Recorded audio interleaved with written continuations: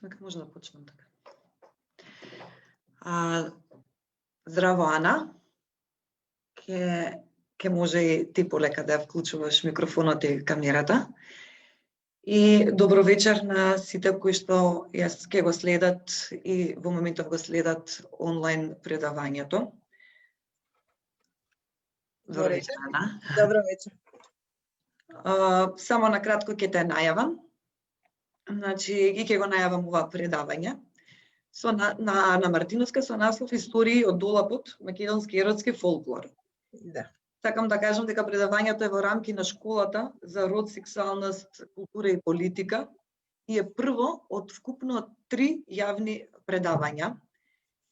Нас ни е многу огромна чест и задоволство да го отвориме ова предавање на јавност, во кое Ана ќе ни зборува за незиниот избор на еротски приказни, песни, гатанки и пословици во рамки на неодамна издадената Историја од долапот, избор од македонска народна еротика книга, тоест издадена оваа година. Ние сметаме дека книгата е дава значаен придонес во македонската фолклористика и представува осветлување на овој не многу истражуван феномен во народната традиција. Школата за род, сексуалност, култура и политика има за цел да го зголеми знаењето на учесниците на школата, но и на јавноста, за различните истории, стратегии и контексти на борбите за родова и сексуална еднаквост, како и за главните концепти, методологии и критички алатки развиени во рамки на родовите студии, феминизмот и квир студиите и квир културните практики. Ана, јас тука ќе завршам, оставам на тебе зумот, па потоа ќе бидам некако вклучена да ја модерирам дискусијата. Бидејќи одиме онлайн, за сите што не следат, прашањата ве молам пишувајте ги во форма на коментар под видеото на Facebook, а јас потоа ќе ги пренесам до Ана. Да, благодарам Ирина на најавата. Морам на почетокот да кажам дека се радувам дека и оваа година сум дел од школата за род, сексуалност и култура и политика, бидејќи навистина сметам дека сте една скапоцена едукативна алатка во борбата за родова и сексуална еднаквост. Жалам што предавањето оди онлайн, многу повеќе ја преферирам живата комуникација во која ќе можевме да бидеме интерактивни, меѓутоа пандемијата е тука и се е различно начинот на кој предаваме, начинот на кој ги подготвуваме предавањата. Затоа пред да почнам со предавањето ќе ви раскажам на почетокот една анегдота. Кога пред 2-3 дена се обидував во расфрлените книги на масата да најдам примери кои што ќе бидат најпровокативни и предпоставувам ќе го привлечат вашето внимание вечерва. Мојот хиперактивен и секогаш екстра љубопитен син, како и секогаш кога не е во центарот на вниманието, се обидуваше да си најде некоја играчка, овој пат ја најде во фрижидерот и тоа резултираше во сите јајца на подот на кујната. Меѓу тие разлигавени жолчки кои никогаш не станаа колач, некако ми светна дека поентата на ова предавање е таа. Нема феминистичко прочитување на еротиката без скршени јајца. Вака некако со овој шеговит вовед сакам да ве поканам да го проследите ова предавање во кое ќе се обидеме да скршиме некои од тие предрасуди за македонскиот фолклор генерално, за патриархалната рамка во која што тој се остварува, да покажеме дека еротскиот слој на фолклорот е тој кој има стратегија на отпор кон патриархатот, дека прикажува некои слики кои што се вон очекуваните етички норми и кои што ги рушат тие предпоставени доминантни матрици на родовите и сексуални однесувања во едно конзервативно и традиционално општество какво што е македонското. Сега ќе ми дозволите, заради годинките, очилата не ми требаат веќе, да одиме на самата презентација, која што јас ја насловив Истории од долапот, македонски еротски фолклор. Ќе почнам со терминолошки некои објаснувања. Забележувате дека она Иво насловот е во заграда, тоа значи дека истовремено имаме и истории, значи ем вистините сведоштва за минатото на нашиот народ, ем различни приказни на најразлични еротски теми како важен дел од нашата народна култура. Зборот долап е архаизам со турско потекло, кој значи взидан урман, шкаф за сместување на облека, садови и други предмети, кој метафорично се употребува за некое тајно или скришно место. Веројатно сите веднаш помислувате на аналогијата со англиското coming out of the closet, кое што метафорично се употребува за јавно објавување на родовиот идентитет и сексуалната ориентација. Фолклорот е зборот кој веројатно најмалку го имате во вашиот речник и кој за жал во нашето совремие се користи најчесто погрешно во некаков пежоративен или негативен контекст. Знаеме да читаме за тоа што е политички фолклор или кога ќе речеме па тоа е фолклор, мислиме дека тоа е нешто што е помалку вредно и нешто што е зачмаено, затуцано во времето. Меѓутоа фолклор тоа се разбира една многу погрешна дефиниција. Фолклорот буквално значи народно знаење или народна мудрост и општо прифатената дефиниција вели дека тоа е народно творештво кое што во зависност од социјално-материјалните услови и историскиот развој го изразува животот на народот низ вековите на неговото постоење. Значи, се она што нашиот народ создава во минатото, меѓутоа и денес, фолклорот не е нешто што е само во минатото, има фолклор кој што се создава и додека зборуваме. Сето тоа колективно творештво, кое што е анонимно, кое што има карактеристики од типот на импровизација, варијантност, кој во минатото се пренесувало по устен пат, а денеска веќе се пренесува и по писмен и по дигитален. И четвртиот термин со кој ќе оперираме е еротика, нели, креативните дела, уметноста која што се бави со човековата сексуалност, која што ги воспева сетилните страсти.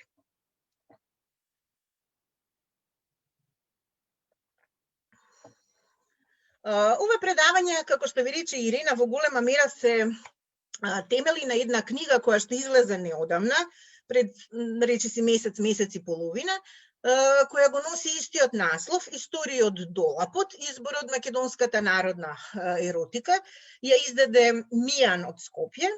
За таа книга јас го направив изборот на вклучените народни умотворби и напишав еден поговор кој што го насловив Арс еротика на македонски начин, значи македонската еротска уметност и ова не е прв пат да се занимавам со оваа тема, напротив, некој велат дека дури е и обсесивна тема на која постојано и се враќам.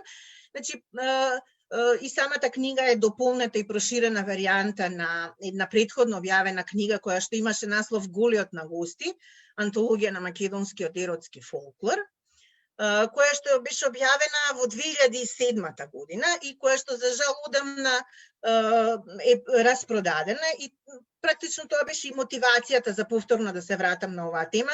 Ми се случуваа прашања каде може да се најде книгата, зошто ја нема и така, и тоа се случуваше и од луѓе во академскиот свет, меѓутоа и од многу обични луѓе од, да речеме, молерот кој работеше кај мене, што не испровоцира мене и издавачот Мишел Павловски да се вратиме на темата. Размислувавме дали да реобјавиме книгата или да одиме со нешто ново.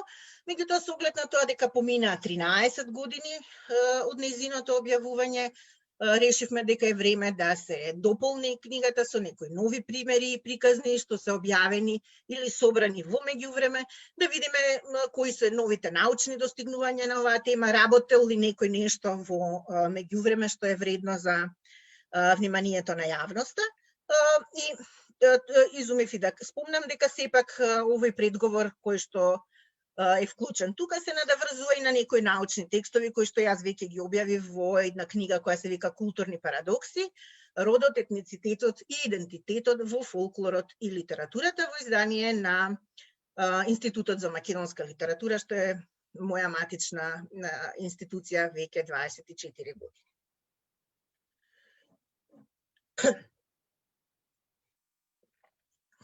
Мислам дека едно од првите прашања е зошто еротскиот фолклор е интересен за пошироката јавност.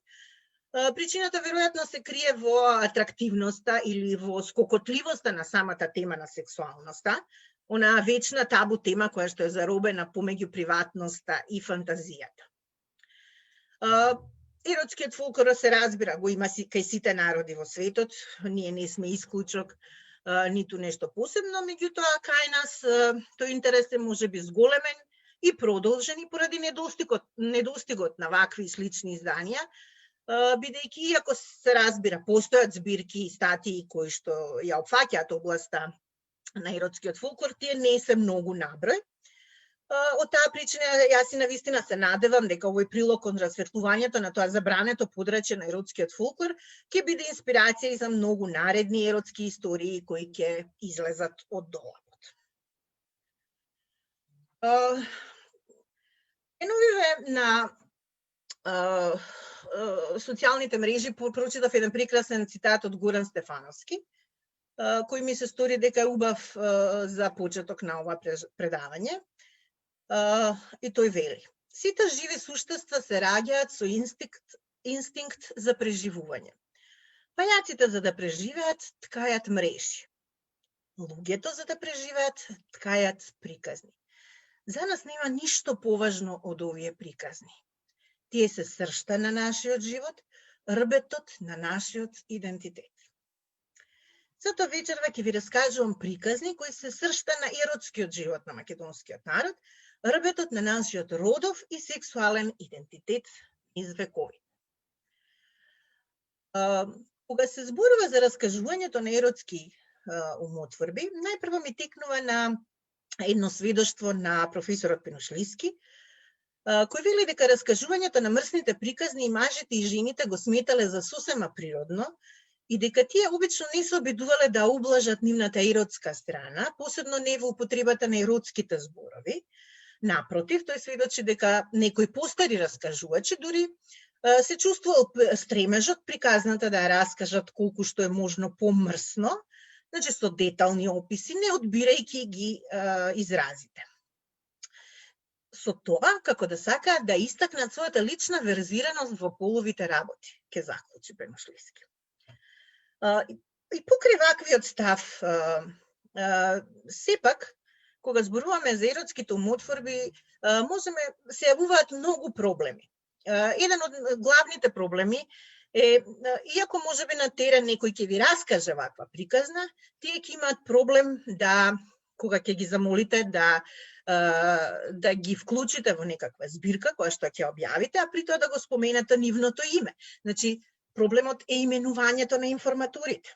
Затоа сведочи и да речеме фолклористот Котев. Вели голем број информатори поставуваат услов да не им се споменува името. Дури и високо образованите личности го поставуваат овој услов. Вели тој, кога објаснува зошто дел од приказните и песните кои ги собира немаат запишан информатор, што во фолклористиката е еден од задолжителните параметри при запишувањето. Ова е една парадоксална ситуација. Значи, овој опстен вулгарен фолклор се смета за недоличен, за разблуден, за непристоен, за расипан, следствено за неприкладен за печатење. Значи, еротскиот фолклор е некој вид на забранета област, не само како факт на јавниот живот, туку и како предмет на научно истражување. Кога зборуваме за цензурата, можеме да зборуваме за државна цензура, за црковна цензура, за јавна цензура, меѓутоа многу пати станува збори за некаква подсвесна лична задршка на самите истражувачи. Некои од нив велат еротската тематика е деликатна, табу тема која не е за пред народ.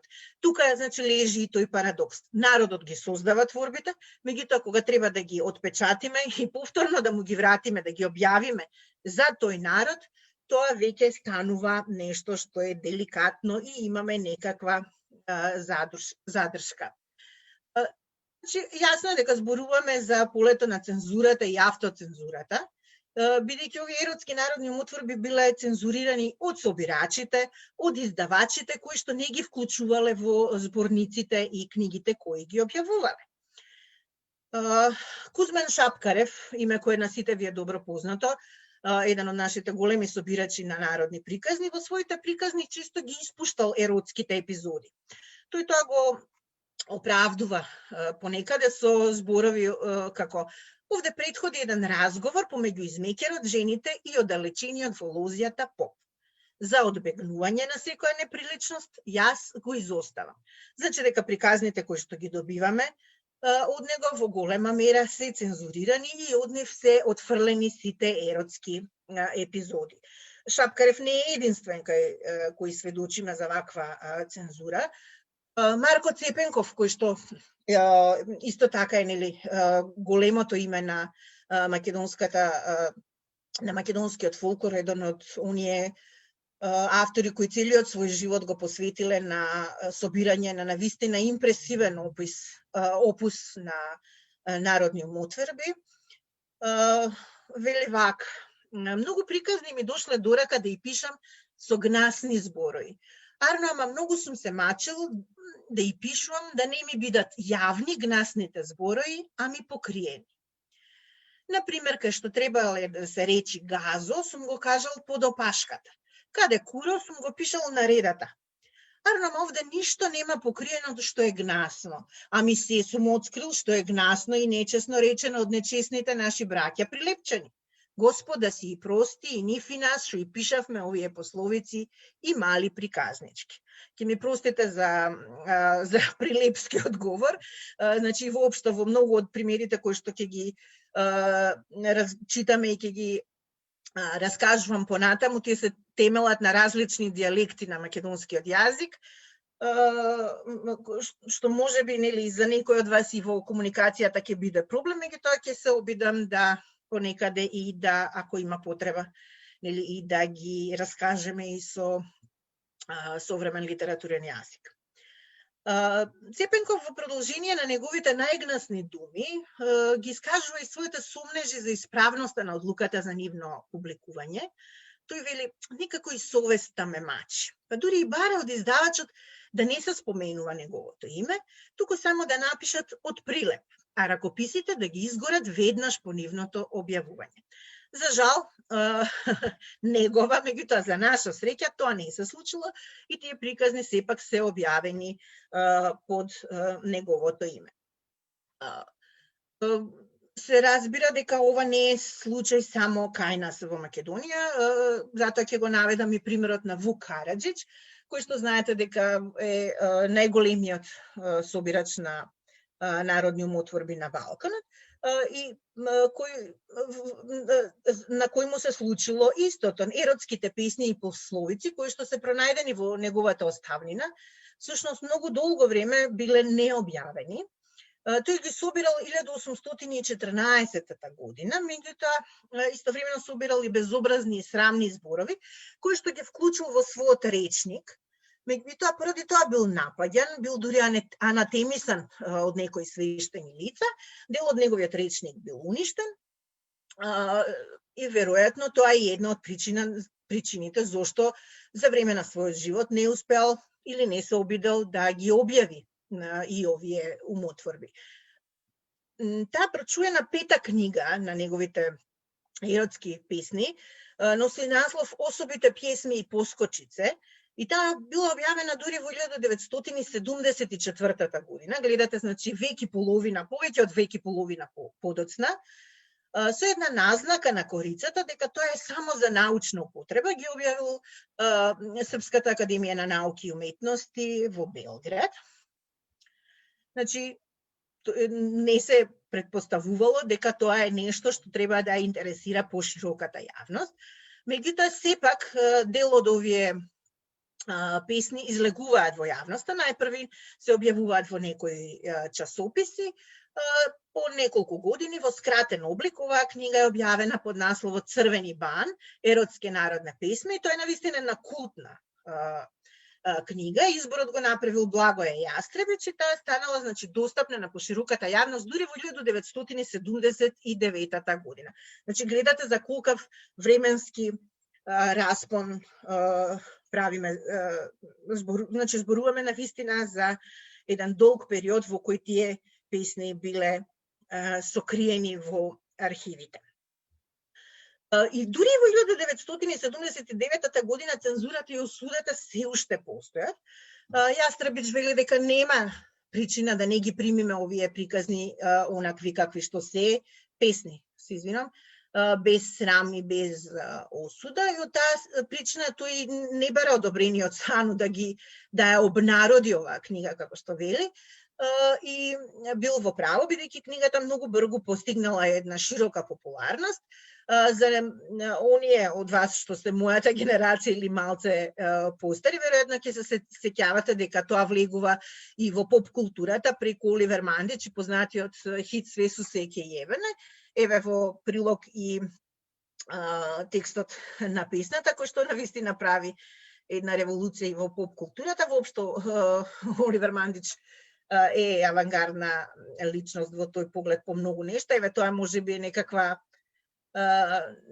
тема за некое народно предавање во некое следно издание на оваа школа.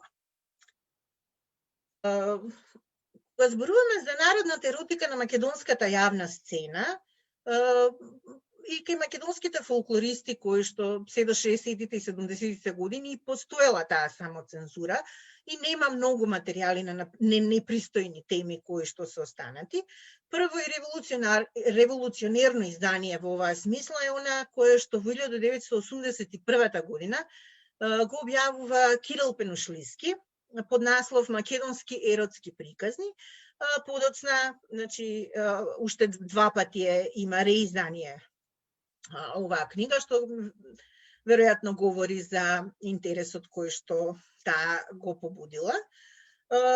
По Пенушлиски, тој има во оваа книга исто еден огромен предговор во кој што прави едно навистина темелно истражување на македонската народна еротика. Се разбира дека по него веќе следуваат и некои други книги од оние од кои што јас користев материјали кои што се вклучени во мојата антологија. Ќе ги споменам и секој петок Урда јадам македонските еротски народни песни кои што ги собира и приредува Боне Величковски од Институтот за фолклор Марко Цепенков, и бидејќи сакав да вклучам и збирки кои што умотворби кои што се понови, посовремени, земав и од една од последните објавени книги на оваа тема, тоа е збирката "Играле моми по месечина", еротска народна поезија и проза од Струмица и Струмичко на фолклористот Иван Котев. Кога зборуваме, ова се однесуваше на тоа кој ги објавувал приказните. Сега да зборуваме за тоа кој ги истражувал. Интересно дека дури оние кои се нафаќале да работат, односно да ги истражуваат еротските умотворби, сепак постоела и кај нив известна самоцензура, што е малку необично, меѓутоа и веројатно во духот на времето во кое што тоа се случувало. Например, академикот Блаже Ристовски во текстот "Машките еротски народни песни околу коледниот огин во некои места во Македонија", објавена 1987, смета дека проучувањето на еротскиот фолклор е некаква задача за во иднина, поради општествената етичка норматива. Оваа сфера и во науката се уште е под власта на разни табуа. Во цитатите на народните песни, кои што ги објавува вулгарните зборови, тој ги заменува со неколку точки. Дека дури, еве гледате, нарочно ги споменувам и годините, за да знаеме дека тоа и не е толку далеку, а цензурата се уште била прилично силна. Се разбира, како минува времето, таа се повеќе слабе, тој однос се повеќе се менува, станува се поотворен и потолерантен.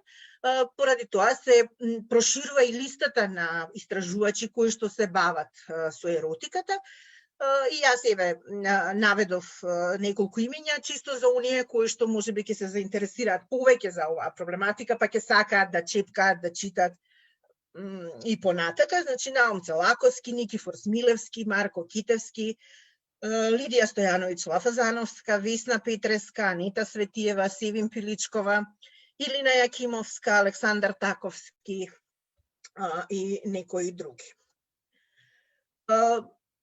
Повторно, значи, во перспектива, ова соодветствува и со она што се случува и надвор од нашата земја. Значи, еротската сфера од народното творештво добива на важност и на гласност и се повеќе се издаваат вакви изданија на еротски фолклор и истражувања кои што му се посветени и во Европа и во САД.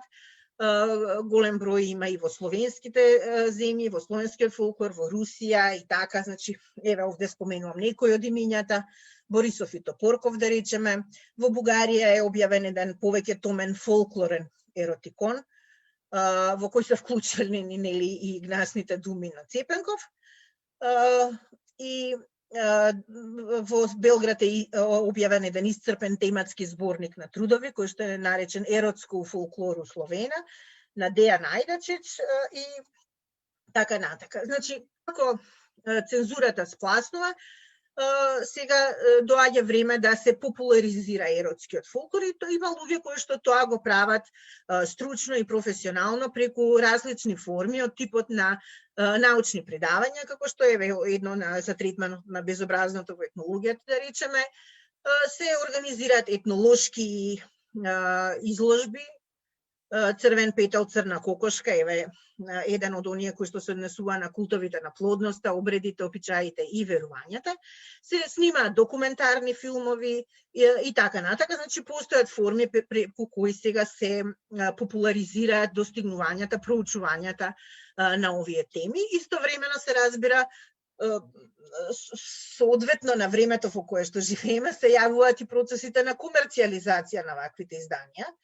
Па еве од десната страна, значи на овој слайд ви се прикажани некои од тие изданија на медиумски касети, CD-а и емисии кои што се посветени на македонските народни приказни, македонски еротски приказни. Џумерко е оној кој што тоа најчесто го прави, тој е и онака познат по таа по својата хумористична активност, а овие творби се навистина податливи за тоа. Кај него интересно е што тој во овие, како што ги нарекува, резил приказни, дури интервенира во текстовите. Значи, јас слушав дел од неговите снимени материјали, ги има на YouTube, можете сите да ги погледнете, и тие не соодветствуваат идеално на она што е останато како сведоштво од минатото, значи на објавените фолклорни материјали. Меѓутоа, тој не е голема грешка, со оглед на тоа дека фолклорните творби и во минатото подложеле на варијантност, односно секој раскажува, че раскажувал приказната онака како што ја помни или онака како што сака да ја раскаже со оглед на својот талент, со оглед на публиката која што го има, со оглед на поводот или приликата во која што раскажува и така натака. Од денешен аспект на современата фолклористика, за мене, да речеме лично, е многу важно само да бидеме искрени што е што.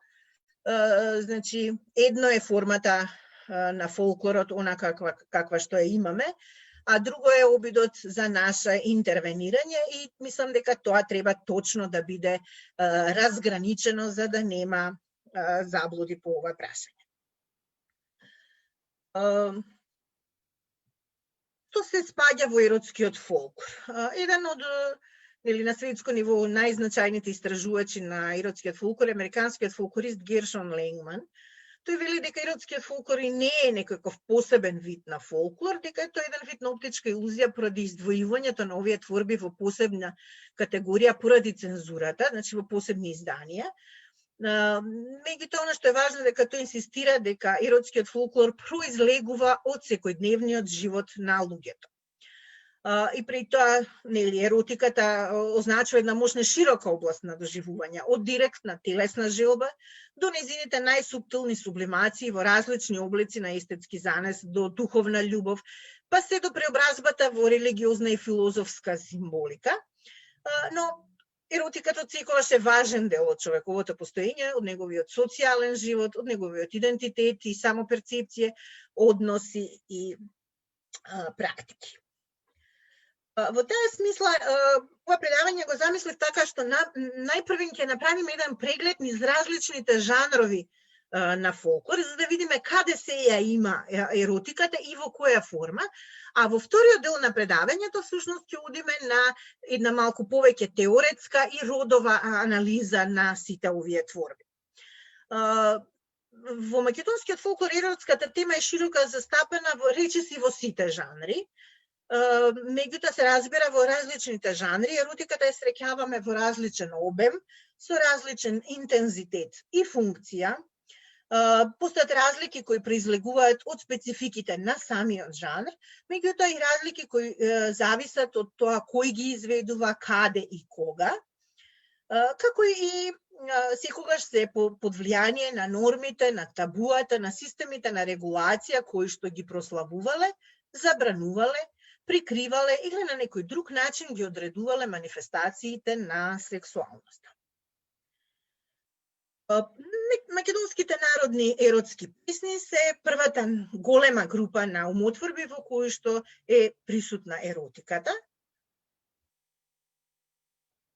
Она што е карактеристично за македонските народни еротски песни е дека тие најчесто не се пеат сами за себе, туку како дел од некои обреди, поради тоа нели во нив е доминантна таа нивна обредна функција.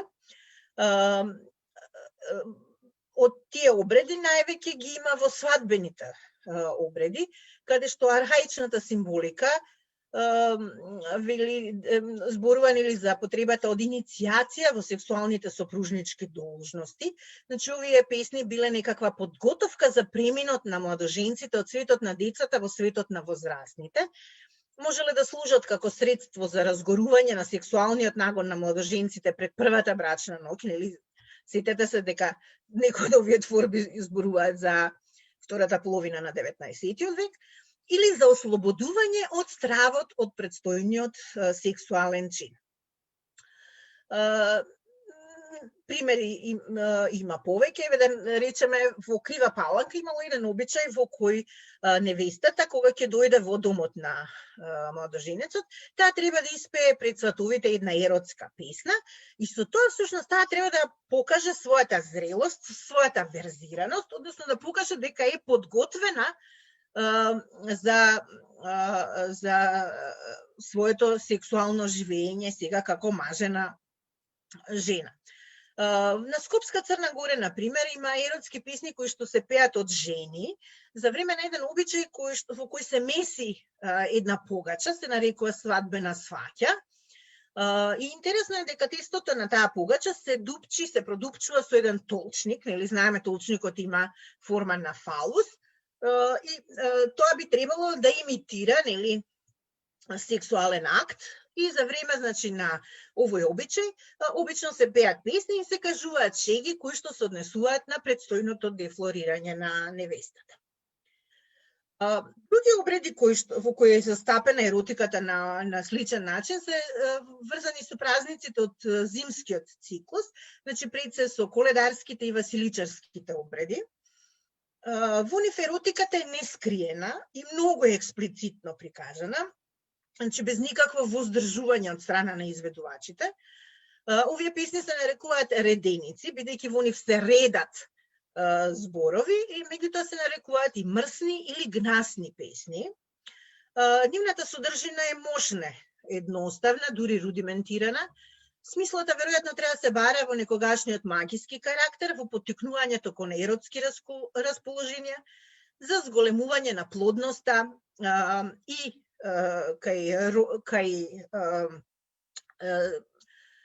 кај луѓето, и кај добитокот, и кај земјата. значи се поттикнува по зимата раѓање на обнова на природата по зимата. Тоа верување, тоа се тие примитивни верувања во симпатичката, односно имитативната магија, верување дека сличното произведува слично, значи кога правиме нешто, сакаме да поттикнеме, односно веруваме дека ќе се случи она што го посакуваме. Во оваа смисла најексплицитни и највулгарни текстови во македонскиот фолклор има во коледарските песни. Тоа не се оние, значи, коледарски песни кои што ги пеат децата рано наутро, туку ова се коледарските дружини кои што се составени од маскирани мажи, кои одат да собираат дрва за бадниковиот оган и кои при тоа изведуваат закачки и драмски сцени во кои гласно пеат еротски песни. Овие песни се просто химнично величање на половите органи и на половиот акт. Обично се кратки, се пеат групно еднокласно и се акцентираат одделни зборови.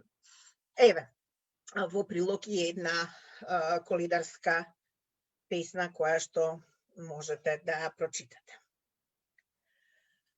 Слични се и василичарските обреди кои што се бават со анатомијата и сексуалната физиологија, со кои се постигнува еден двоен ефект, значи се поттикнува плодност, меѓутоа и се добива една експресивност со непосредната комуникација на учесниците во ритуалот. И на сликата ќе видите, тоа се повторно групирани мажи од кои што се маскирани.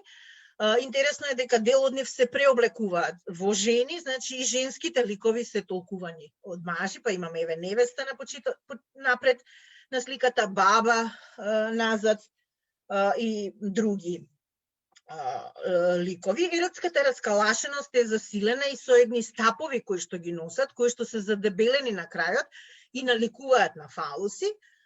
И во нивните тие драмски сцени кои ги изведуваат меѓу себе има отворени имитации на половите односи помеѓу оваа преоблечена невеста и другите учесници во актот. Овој еротизам Целаковски го дефинира како предимензиониран и вулгарен и објаснува дека со култовите на сексот и одредените магиски обреди не се изразува само уживањето, туку и здраво почита кон таинствените сили кои управуваат со размножувањето и плодноста воопшто.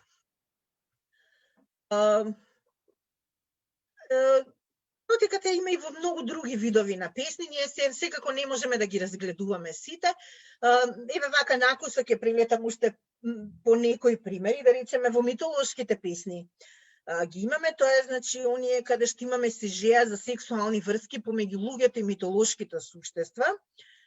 Самовилите, например, се главните митолошки суштества кои што за своји партнери обично избирале убави, здрави и силни момчиња, најчесто од планинските овчари, и со кои одржувале љубовни врски, кои што требале да се кријат од другите.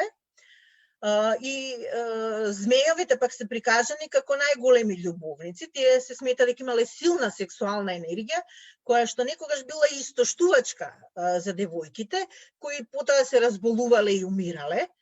Поради тоа змејот најчесто и ги граба девојките. Меѓутоа сепак таа врска со него не се сметала за грешна, бидејќи таа некогаш давала здраво потомство. Значи, ноќно време змејот одел кај нив низ оџакот, како голема змија со крилја, потоа претворајќи се во убаво момче. Само девојката што го сакала можела да го види, а за своите интимни односи со него не смеела да каже никому, бидејќи во спротивно девојката умирала. Овие примери упатуваат на двете природи на еросот, творечката и разорната, нели, двосмисленоста на еросот, кој во своето јадро го вклучува и натосот. Вистинската слика за еротиката всушност ја добиваме од сите творби кои што се надвор од овој обреден контекст. Значи во обредниот контекст песните имаат една цел. Тоа е значи таа магиска цел да поттикнат и произведат слично. Во хумористичните песни, например, тоа го нема. Тие се сега оние кои што ги создава народот за да се забавува, меѓутоа и преку нив нели да прави некаков отпор кон она што е вообичаено однесување помеѓу луѓето во една македонска средина, традиционална средина. Па една песна вели: ебале се четворица у Трајкова воденица.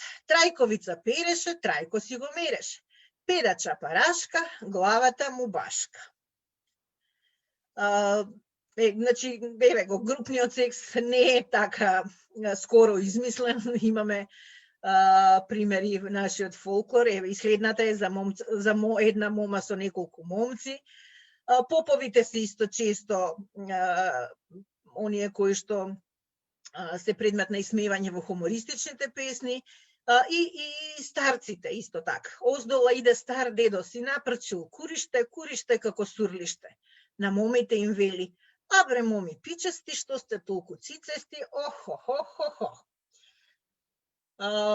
Гледате дека овие песни немаат некаква сериозна содржина, освен тоа што сакаат да се подигруваат, да се подсмеваат, да воведат, да направат некаква забава, користејќи ги сексуалните односи кои што се надвор од вообичаената рамка, нели? Нема ништо смешно во тоа ако раскажуваме за стандардни сексуални односи помеѓу маж и жена кои што се во брак. Се што е надвор од востановената рамка станува интересно и предизвикува да се пеат песни за него. Оно што е интересно е, значи, фразеологијата. Освен во изборот на мотивите и на темите, и самиот јазик и фразеологија која што се користи е интересна, бидејќи имаме директно именување на половите органи на сексуалниот однос, што на известен начин покажува отворен и слободумен став кон сексот. Се разбира, има и умотворби во кои што се користат метафорични називи, аугментативи и деминутиви. Во оваа збирка која што јас ја објавив има и еден речник на вулгарни изрази, кој што е многу интересен.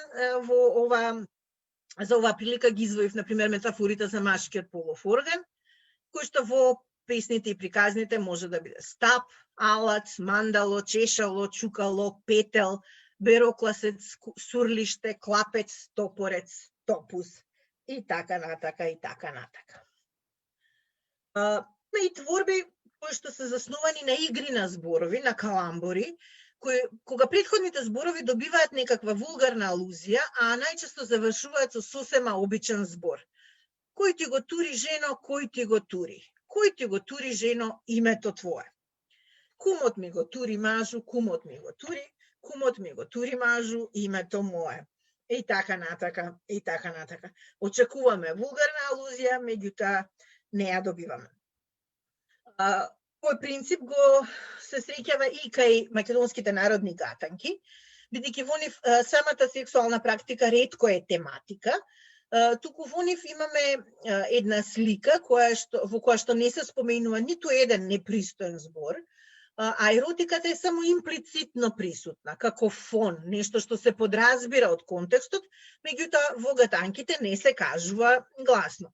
И сега, ако замислите дека овие гатанки се кажуваат, значи, пред публика, за да имаме гатанки, за да имаме процес на загатнување и одгатнување, мораме да имаме барем неколкумина учесници во овој процес. Значи, еден поставува гатанки, некој друг треба да одговори. И сега, гатанките одат вака. Кусо дебело на жените им потребало. Ти го мазниш, тој ти скокати. Тврдо црвено во женско месо проврено. Вујко свирна, вујна нога дигна. На баба изјае, на дедо му виси. Се обидувате ли да одговорите на овие гатанки? Иако тие, нели, упатуваат дека одговорите се половите органи и сексуалниот чин, имаме ефект на изневерено очекување и на крај добиваме нималку еротски денотати. Толчник, катанец, обетка, клучи катанец, бунар и кофа. Значи, едно нешто е заедничко за сите еротски гатанки, точниот одговор секогаш е погрешен. Меѓутоа, гатанките се сепак погодни за тоа изразување на смели вулгарни еротски асоциации, бидејќи овие нели еротски алузии се двосмислени.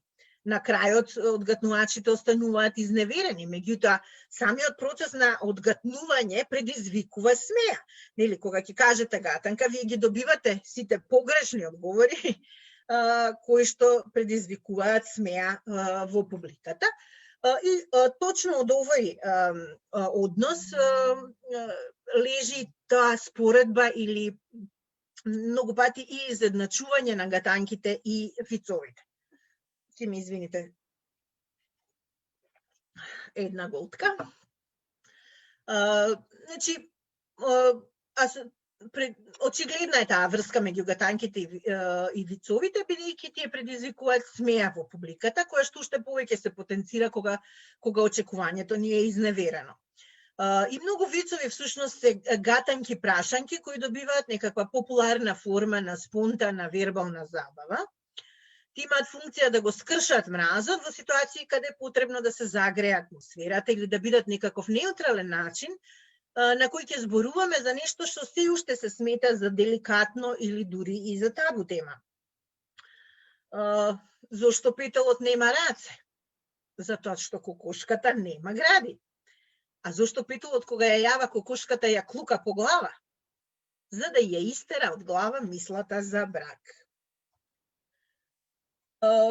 Таквите куси форми покрај гатанките, кои што се интересни за споделување во оваа прилика се и пословиците и поговорките, во кои што имаме отворени непосредни еротски изрази, кои што се куси, концизни, некогаш се со внатрешна рима. Всушност, сите пословици нудат некакви општо важечки мудри пораки кои се базираат на знаењето и искуството на генерациите. Во случајов станува збор за сексуалните искуства и односи, значи она што било прифатено од оваа област во традицијата на нашиот народ. Еве ги гледате и овде примерите и претпоставувам дека овие или некои други слични поговорки и вие ги знаете, ги помните, сте ги слушнали или можеби дури и ги употребувате во секојдневниот говор, неформален се разбира. Во ова набројување можеме навистина да одиме во широчина, бидејќи има многу други жанри во кои што еротиката е присутна. Да речеме во баладите, тоа се лирско-епските песни во кои што го има многу често мотивот на инцестот. Во бајањата, од кои да речеме најинтересни се оние кои што лечат импотенција кај мажите. Во детскиот фолклор дури има еротика, што е, нели, исто така на прв поглед необично, значи во детските песни, во брзозборките, броениците и различните говорни игри.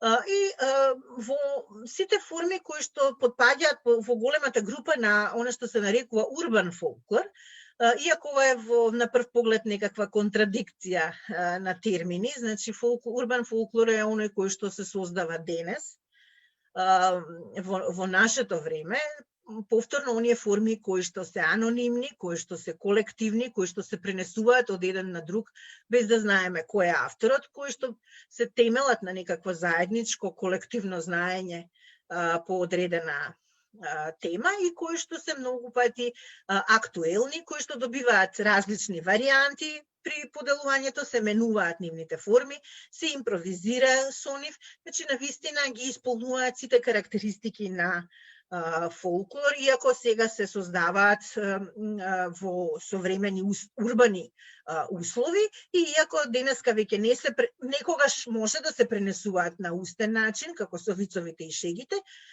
некогаш се пренесуваат на писмен начин, да речеме со тие писма, ланци и све слични, меѓутоа и на дигитален начин, со мемињата, урбаните легенди и така натака и така натака. Навистина мислам дека би било премногу оптеретување сега да одиме во сите овие примери. Би сакала да се задржам само уште на македонските народни приказни, бидејќи тие се и најголемата група на македонски народни умотворби и она во која што еротскиот фолклор највеќе го има. и посебно затоа што го има на начин кој ни дозволува да го анализираме подоцна низ една родова призма. Зошто се најпопуларни приказните и анегдотите во еротскиот фолклор? Бидејќи тие најлесно се пренесуваат, дека слободата што ја дава раскажувањето како еден творечки процес е голема, тие допуштаат значи секакви интервенции и интерпретации од страна на раскажувачите. Во текстовите на овие творби ни се опишува сликата на еротскиот свет онака како што бил восприемен од македонскиот народ. Значи, приказните најмногу ќе ни зборуваат за менталитетот на нашиот народ, за патриархалниот морал, за начините на кои тој се почитува или не се почитува, за сите видови на односи кои што постојат помеѓу мажите и жените. Тие ни ги откриваат асоциациите, психолошките расположби, многу други аспекти на еротизмот. Ова е еден не целосен, се разбира, еден неформален попис на она што јас го издвоив како најчести мотиви кои што ги среќаваме во приказните.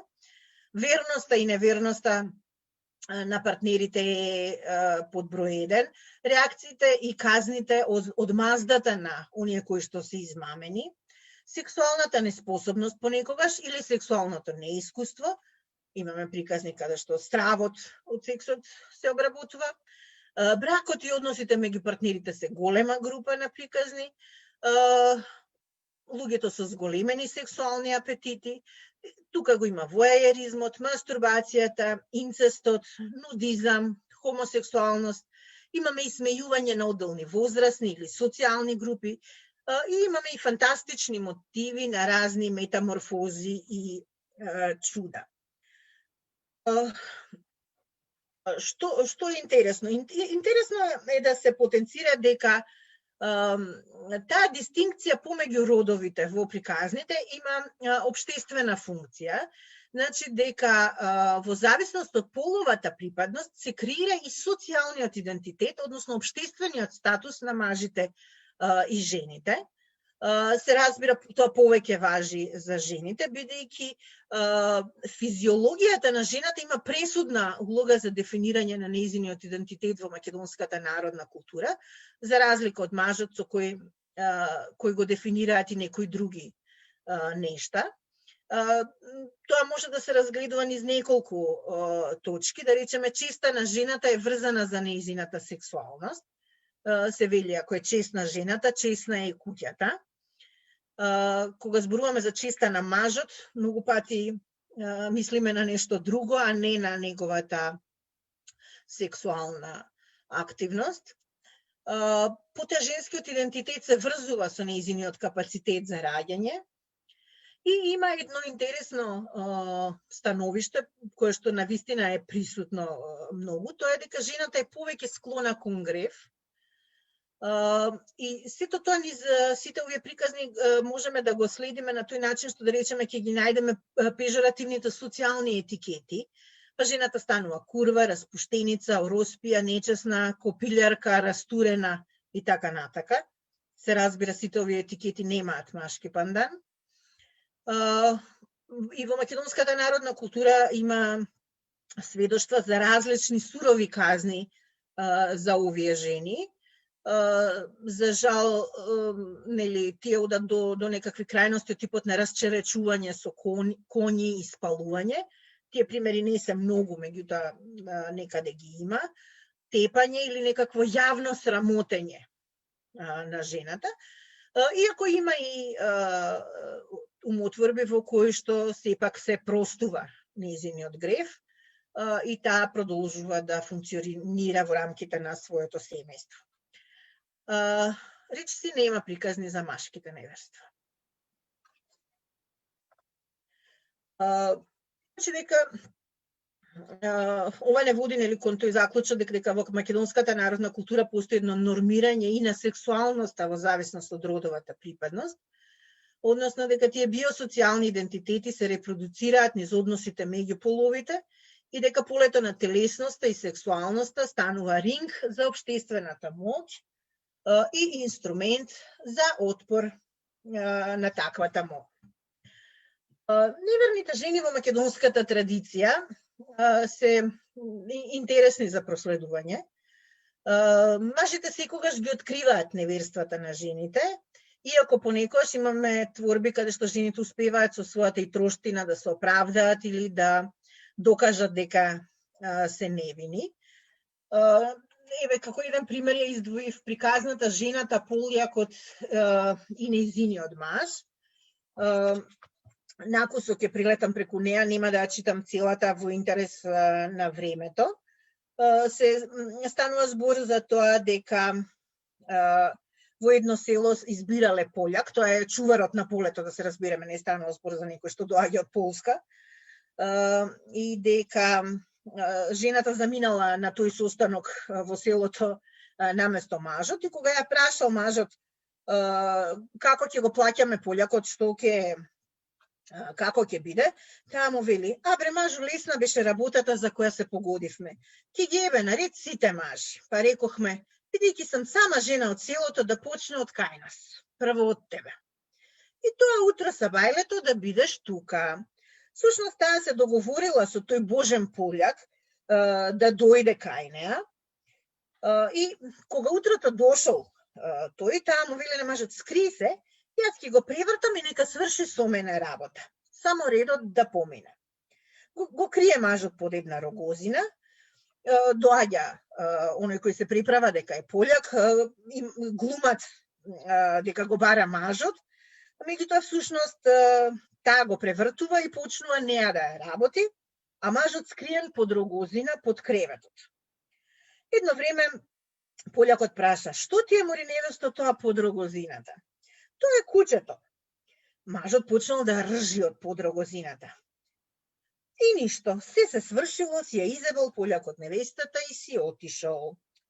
После тоа и вика мажот на својата жена: "Мори жено, како ти текна да се снајдеш да кажеш куќето е?" Таа му одговара: "Мозок, мажу, мозок." А пак таа вели: "А како ти текна ти па да ржиш на носот?" Тој оттаму: "Мозок, жено, мозок." Некои од другите мотиви се, да речеме, кога мажот е индиректно виновен за неверството на наивната жена. Таква е приказната Златната боја, во која тој вели: "А, мори жена, многу си сладка, се убо на тебе, уште онаа да ти е златна, многу поубава ќе ми бидеш." Меѓутоа тоа го слушнал некој однадвор кој поминувал покрај куќата и кој утре еден да дошол да искористи ова река, да бара рајна на ристе, во која што и вели мажот ме прати да ви ја позлатам, и кој што нели доаѓа, фаќа и го тргнува еднаш, ушеднаш, додека му се наситуе душичката, најпосле зима од бојата и растворуе малкучка и почнува со четката да ја бојадисува. Потоа истото го прави и со керката, и кога мажот доаѓа дома и сваќа на кој начин биле наивните жени прелажани, вели: "Како сум пратил мајстор, да се не најде куќата што има пенџериња на сокак, да не можеш муабет да си направиш асолен. Многу убаво си направила, жено, а лал нека ти е, сега вистина ти е златна." Од другите мотиви се и оние кога жените изневеруваат за инает на љубоморните мажи, значи кога мажите им ја одземаат личната слобода и се сомничави, па жената вели: "Не можеш да ме доврдиш", и значи го прави неверството за да му се одмазди. За жал немаме време сега да ги прераскажуваме или да ги читаме сите овие приказни. Има оние кои што имаат авантури со поповите, понекогаш се доброволни, понекогаш имаме една гротескно комична ситуација, како во приказната Попот што ги исповедал жените в црква. И има приказни, да речеме, со различни метаморфози, каква што е волшебните дрвја, во која од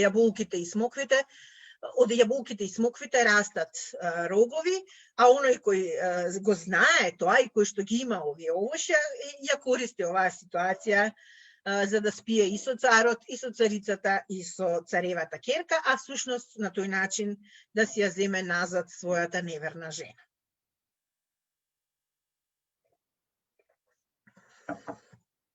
Што се заклучува од сите овие примери? Значи, бракот е рамката на дозволената сексуалност. Еротската природа на бракот се гледа во престапот. Значи, кога жената ќе направи престап, тоа станува интересно за приказна. Жорж Батаево право кога вели дека за еротизмот зборуваме во тие случаи кога човековото суштество се однесува на начин кој е видливо спротивен на вообичаеното однесување и просудување.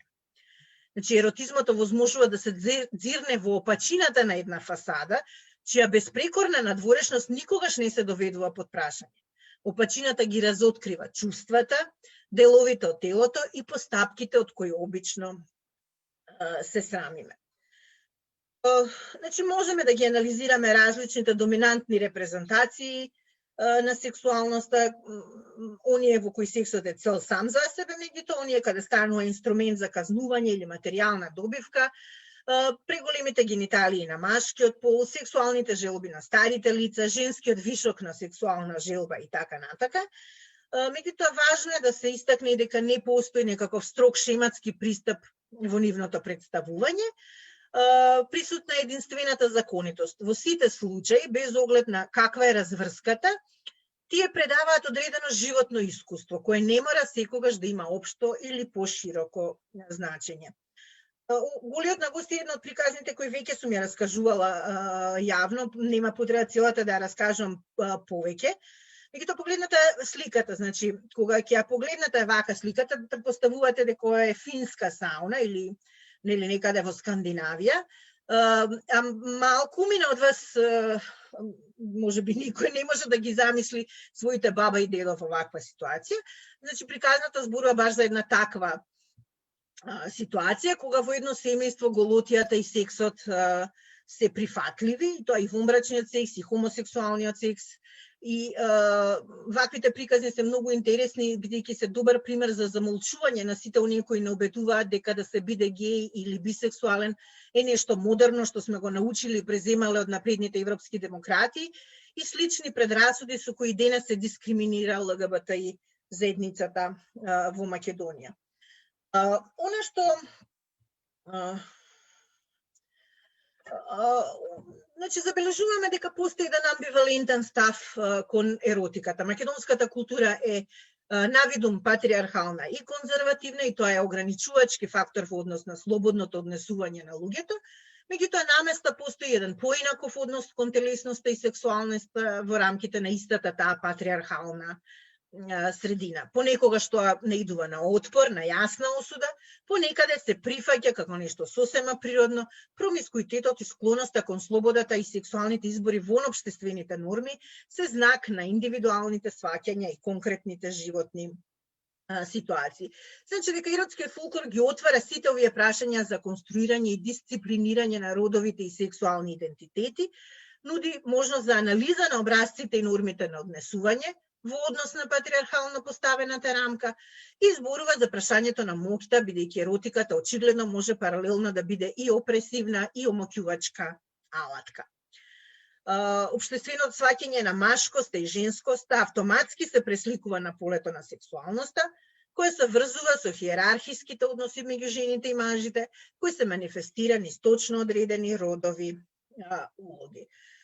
Значи дека еротскиот фолклор ја разбива предрасудата за патриархалната народна култура, која е затворена во својот конзервативен морал и нуди очигледни примери кои се вон очекуваните непишани етички норми и прифатливите матрици на однесување на родовите.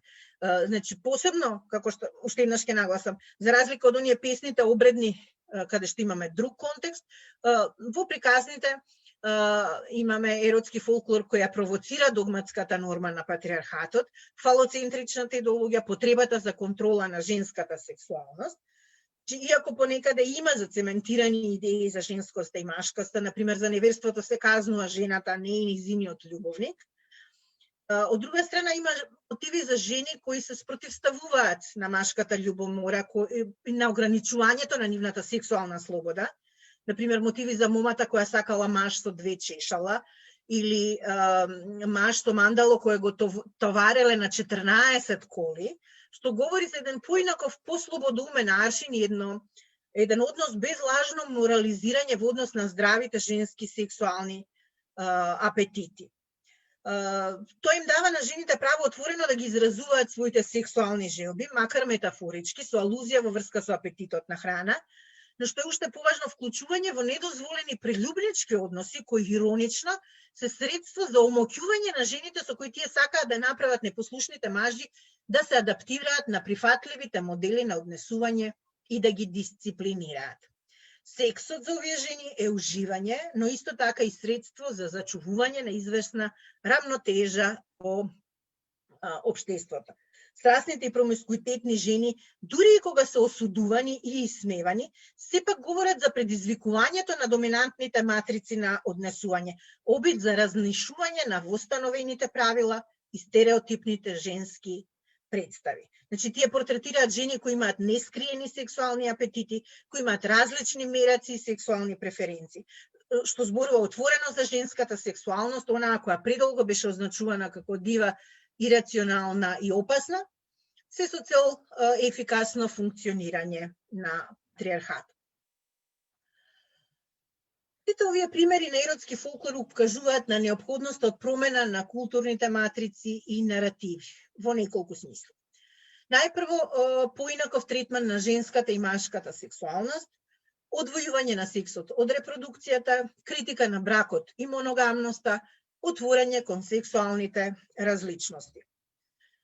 Ко заклучок, во македонскиот еротски фолклор не може да се зборува за родов баланс и целосна родова и сексуална еднаквост, ниту на доминантните представи, ниту во нивната символика.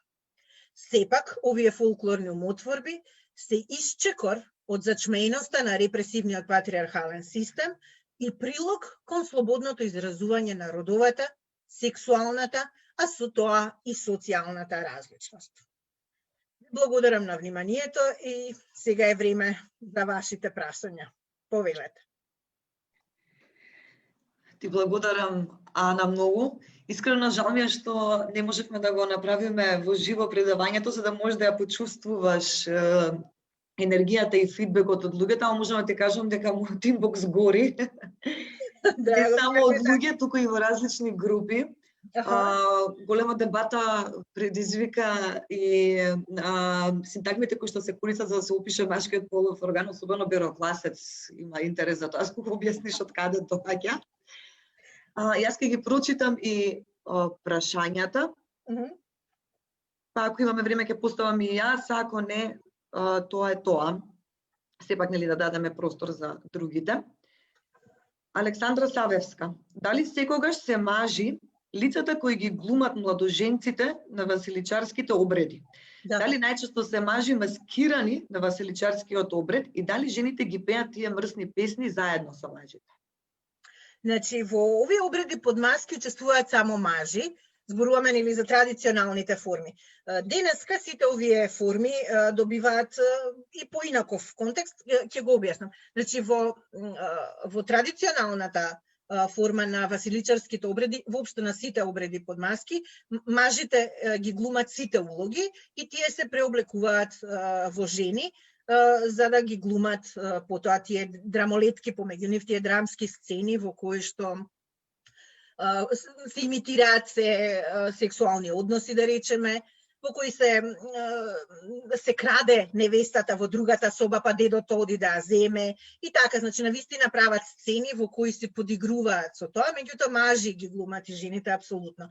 Денеска нели во карневалите, во овие наши современи и видоизменети форми на сите тие обреди може да учествуваат и жени, меѓутоа кога зборуваме за традиционалните форми, апсолутно мажи биле сите учесници во обредите. Од целиот еротски фолклор, овие обреди се и најмногу истражувани, јас затоа малку ги прескокнав, бидејќи за нив навистина има најмногу материјал.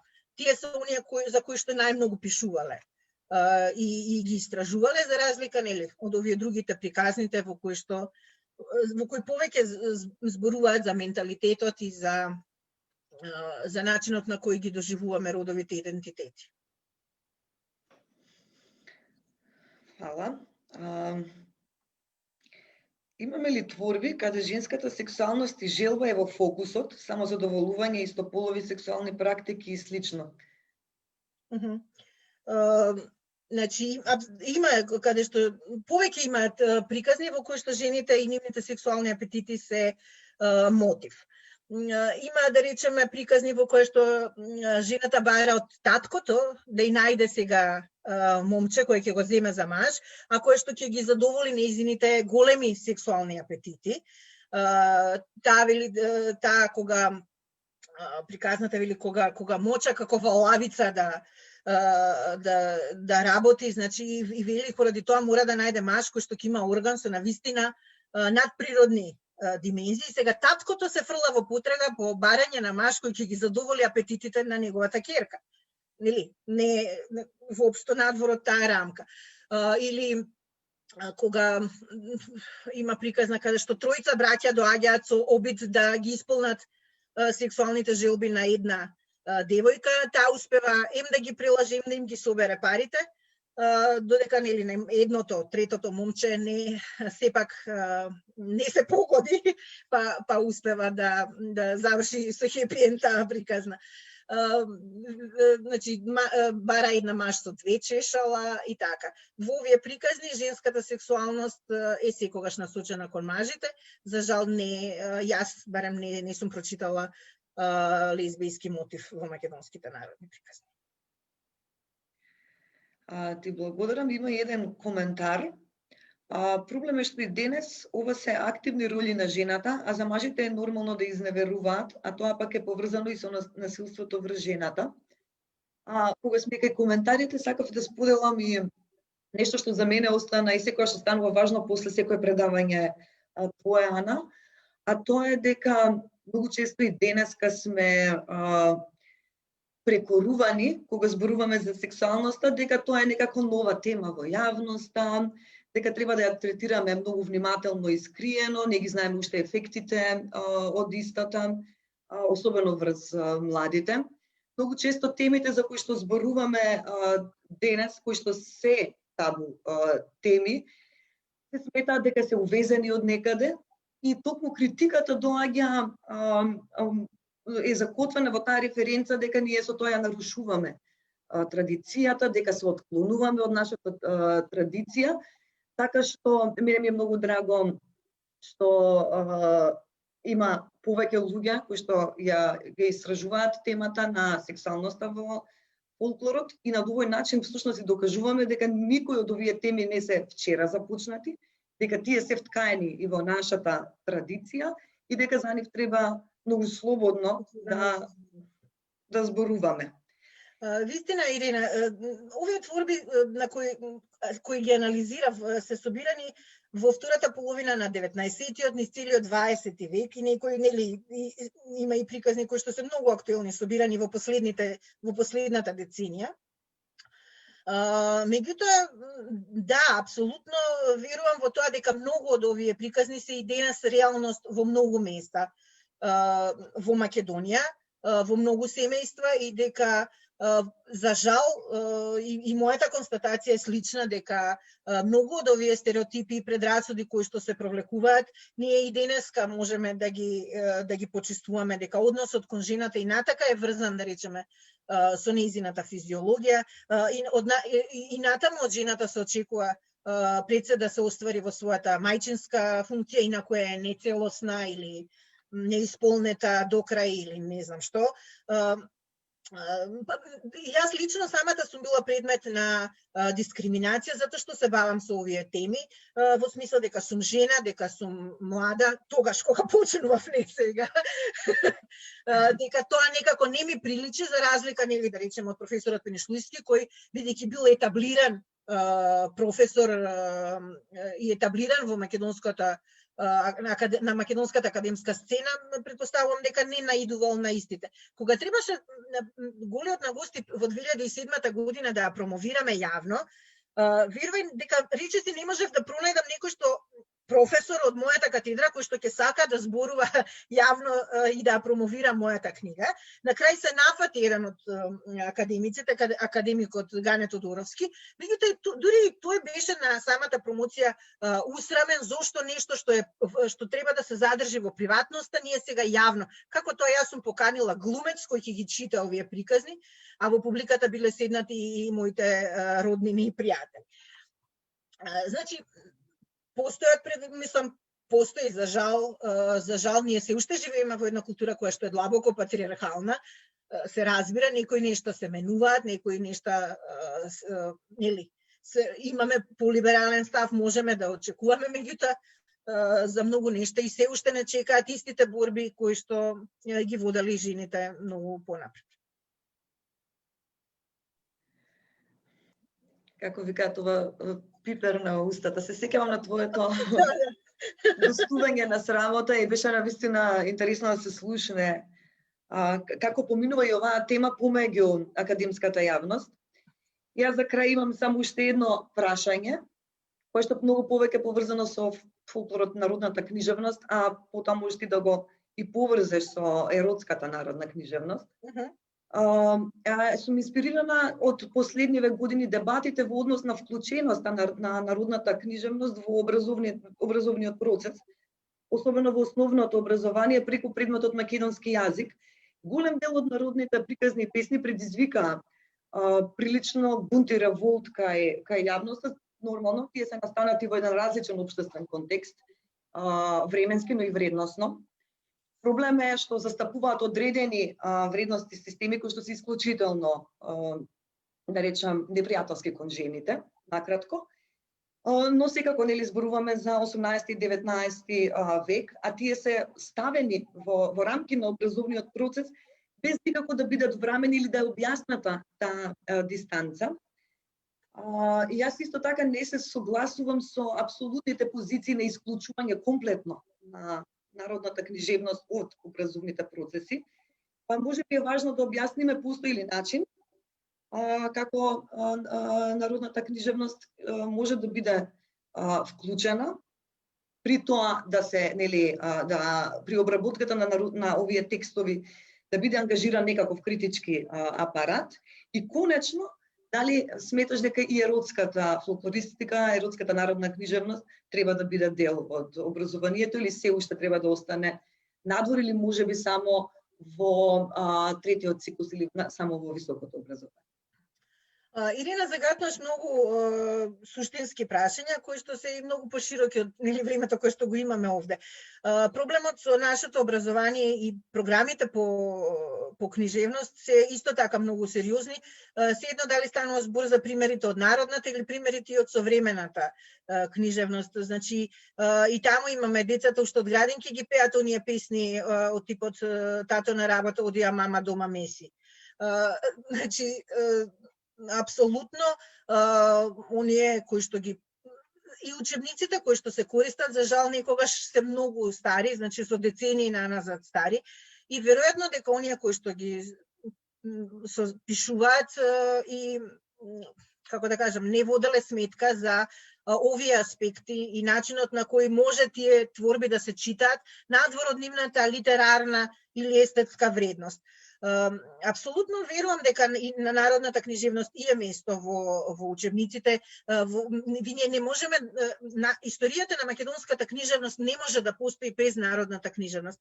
Со самиот оглед на историските услови и тоа што ние многу доцна сме добиле пишана книжевност на кодифициран литературен јазик, народната книжевност го превзела на себе сега оној дел на создавање на творби на народот во претходните периоди.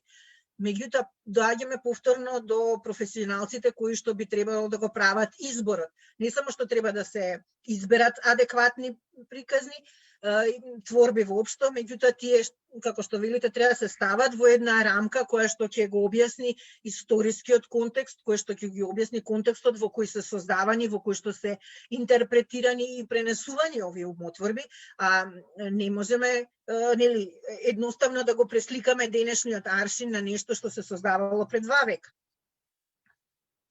Така да повторно доаѓаме нели до тоа дека треба навистина многу да се внимава, бидејќи за жал литературата е нели прекрасна, меѓутоа во изборот на литературните дела кои што им се нудат на децата треба да се биде многу внимателен од многу причини во кои сега нели да не навлегуваме.